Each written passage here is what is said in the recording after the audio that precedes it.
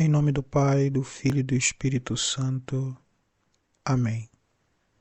Enviai, Senhor, do alto céu, vossa luz, vossa verdade. Elas serão meu guia.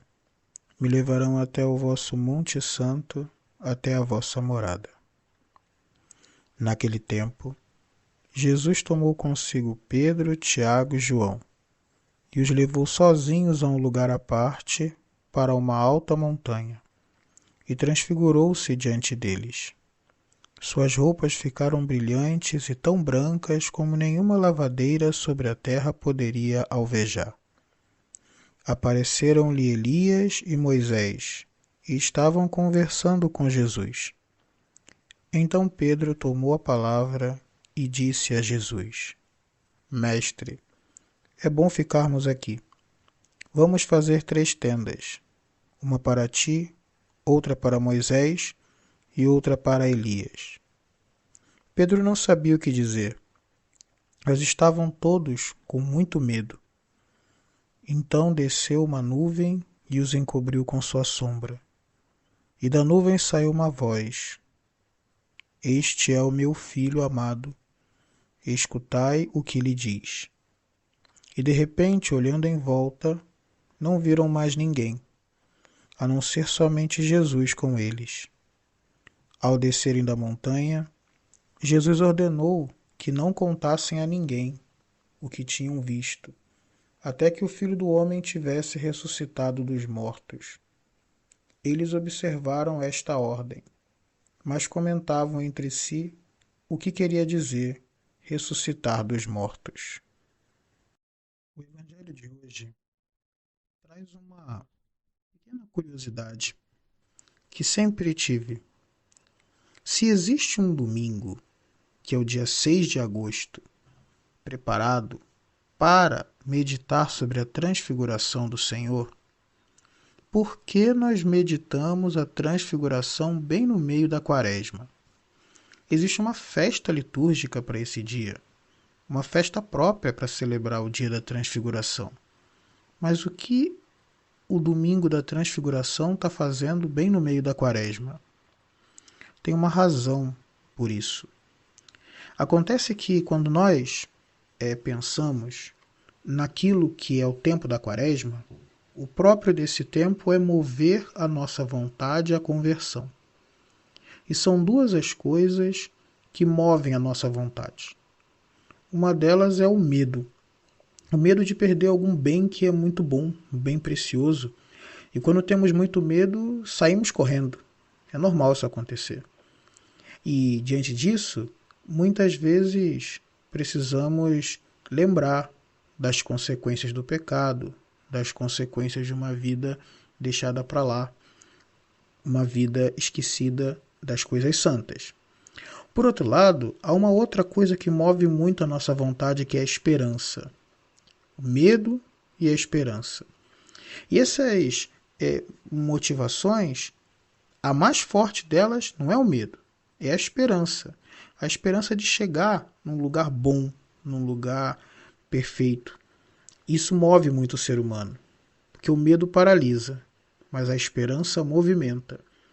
E é por isso que tem dias que, para mover a conversão de alguém, nós lembramos das consequências ruins do pecado. E outro dia, para mover a nossa vontade para o bem, nós lembramos das consequências boas da vida da graça. E hoje, no dia da transfiguração, é um dia para pensar nisso, para pensar nas boas consequências da nossa penitência.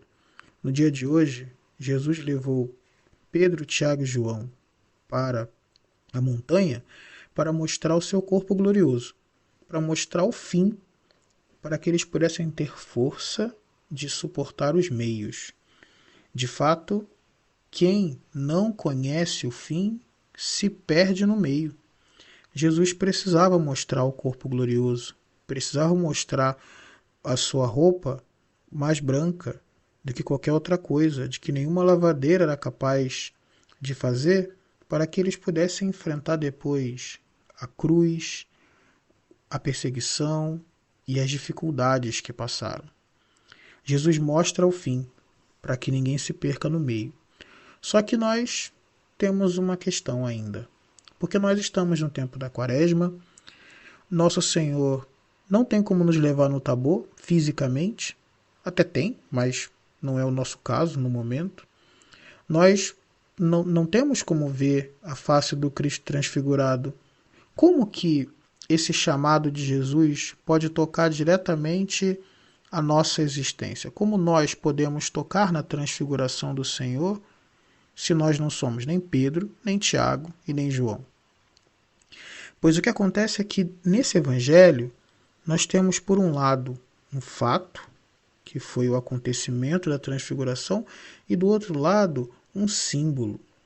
Sim, Nosso Senhor levou os apóstolos, e por trás de cada acontecimento também tem símbolos que expressam coisas da vida espiritual. E é sobre isso que vamos falar agora.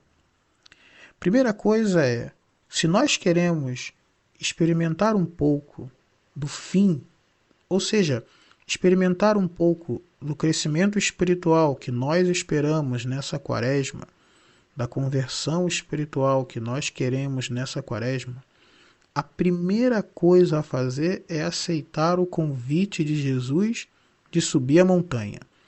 E aqui, sejamos práticos. Jesus chamou Pedro, Tiago e João à parte, deixou os outros apóstolos e levou os 3. Nosso Senhor continua nos convidando para ir à montanha. Mas a montanha não é qualquer lugar. A montanha é o local onde nós vamos para ouvir a voz de Deus e para estar com Deus. Por isso que é sempre bom perguntar, eu tenho uma montanha para estar? Espiritualmente falando, é o momento do silêncio, aquele momento do dia em que é você e Deus. No Antigo Testamento, Elias subiu montanha, Moisés subiu montanha, que era a maneira de estar com Deus. E nós precisamos ter um momento para isso. Esse é o convite. O convite de Nosso Senhor é, vamos subir a montanha? Quer dizer, vamos passar um tempo dedicado apenas para Deus, para a união da vida espiritual? Para começar, a primeira coisa é essa. Agora, depois que aceita subir a montanha com Nosso Senhor, tem que ver quem ele leva. E os 3 apóstolos que ele levou, são 3 apóstolos que geralmente são citados em todas as coisas importantes, assim, mais graves que acontecem no Evangelho. Mas cada um deles tem uma característica especial, que é uma espécie de tema que nós precisamos sempre levar para a oração quando nós vamos para a montanha com Nosso Senhor. É Pedro, que é o que confessa, é Tiago, o suplantador, e João, a graça. Esse é o significado do nome de cada um deles. Mas é impressionante como o significado do nome de cada um deles se refere a algum aspecto que nós sabemos sobre eles. Por exemplo, São Pedro, quando viu Nosso Senhor Jesus Cristo fazer aquele milagre da pesca milagrosa, a primeira coisa que ele falou, afasta-te de mim porque eu sou um pecador. Ele confessou o pecado na frente de todo mundo, sem nenhuma vergonha. Como assim? Sim, São Pedro, logo de imediato, quando viu os milagres de Jesus, confessou o pecado. Foi como o primeiro confessando o pecado, e daí também foi o primeiro a confessar a fé. São Pedro é aquele que confessa o pecado, confessa a fé. Primeira coisa que nós não podemos esquecer de nos levar para a oração é o pedido da misericórdia de Deus, daqueles que se reconhecem pecadores e que por isso pedem ao Senhor que tenha misericórdia. Esse é um tema que se leva para a oração, é um tema que se leva para a montanha. Quando Jesus ia se transfigurar, levou Pedro na montanha. Depois, Tiago. Se nós olharmos no Evangelho, tem uma curiosidade interessante. São Tiago nunca fala sozinho. Toda vez que São Tiago aparece nos evangelhos falando, ou é ele falando junto com São João, ou é ele falando com outros 4 apóstolos. Quase não tem texto de São Tiago falando. No Atos dos Apóstolos tem. Ele é o apóstolo que vai dar a fundamentação bíblica no Concílio de Jerusalém, que vai citar a passagem bíblica que permite que os gentios possam ser cristãos. Depois tem uma carta que é atribuída a São Tiago também. E nessa carta tem uma coisa muito especial. A carta de São Tiago é a carta que tem um número muito grande de instruções práticas para a vida cristã. É a carta que fala da língua, é a carta que ensina como dar a unção dos enfermos. Essa carta é uma carta muito prática. É como se São Tiago tivesse especialmente preocupado na comunidade de Jerusalém em como fazer as pessoas viverem a prática das virtudes cristãs para então encontrar nosso Senhor. Nisso nós temos um segundo elemento importante, a figura de São Tiago, que é o suplantador, ou como costumam dizer alguns místicos, o suplantador dos vícios, que dizia São Tiago, lembrando da prática das virtudes. É um outro tema que não pode faltar na nossa oração quando nós vamos para a montanha. As práticas boas da vida espiritual. Lembrando que as práticas boas não significam apenas deixar de fazer o mal, é fazer o bem. Isso é algo próprio da vida cristã. E o terceiro, o São João, que é a graça. São João é chamado o discípulo amado.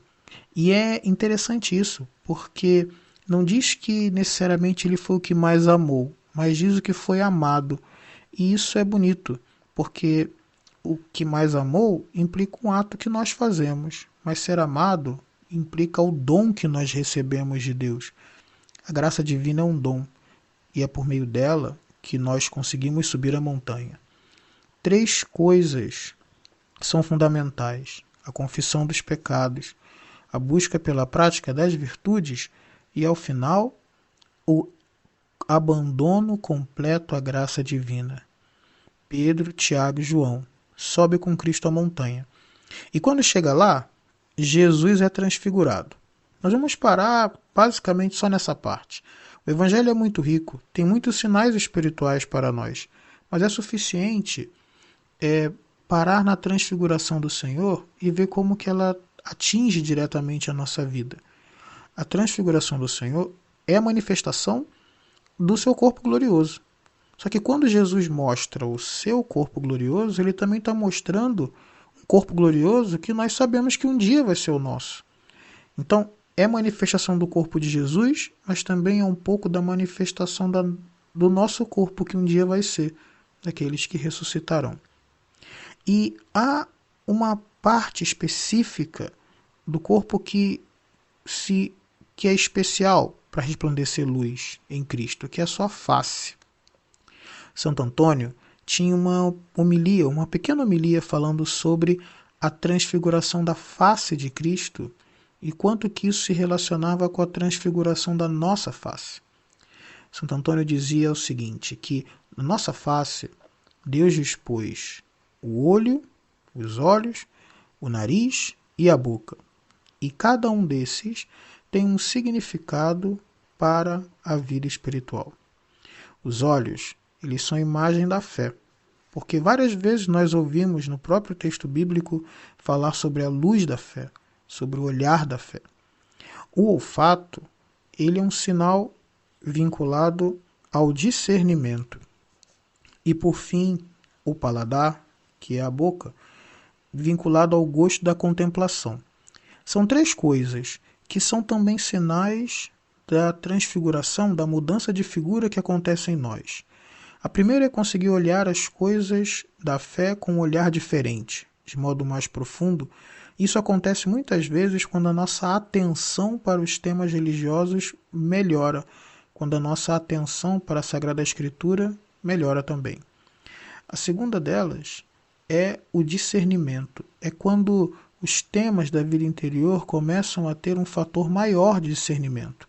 Quem passou por alguma conversão mais recente, está agora mudando e compreendendo mais a vida cristã, percebe que certas coisas que no passado não eram critério, agora são. Isso é a mudança, é a transfiguração do nosso discernimento. Mudou o modo de discernir. E o terceiro é o sabor da contemplação. Isso acontece da seguinte maneira. Quando nós estamos meditando nos temas de Deus, estamos rezando, ou estamos diante do sacrário, ou na missa, e nós percebemos uma alegria muito grande e não temos nenhuma vontade de sair dali. é como se a nossa alma estivesse em repouso. O repouso da alma é um sinal de contemplação, é um sinal de que nós estamos vendo as coisas de Deus e estamos tendo uma alegria profunda com isso. Então, isso é da transfiguração da face de Cristo, como dizia Santo Antônio, é um pouco o que nós estamos esperando que aconteça conosco. Quando nós falamos, Senhor, eu espero uma conversão, eu espero ver o mundo com outros olhos, eu espero entender a realidade com o olhar da fé.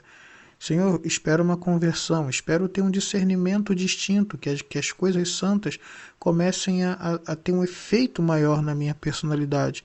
Senhor, eu quero uma conversão, eu quero ter a alegria e o prazer de fazer as coisas santas com a mesma alegria e prazer que tenho de fazer coisas que não são tão santas assim. Isso é desejo. E é por isso que a gente tem que almejar essas coisas e pedir a Deus por elas, confiando nele, no perdão dos nossos pecados, na busca das virtudes, na confiança da graça, para que em algum momento também consigamos transformar o nosso modo de ver, nosso modo de discernir as coisas e de sentir sabor e desejo das coisas santas. Que o Senhor Jesus nos ajude, apesar dos nossos pecados, nos dê a sua paz e nos leve à vida eterna.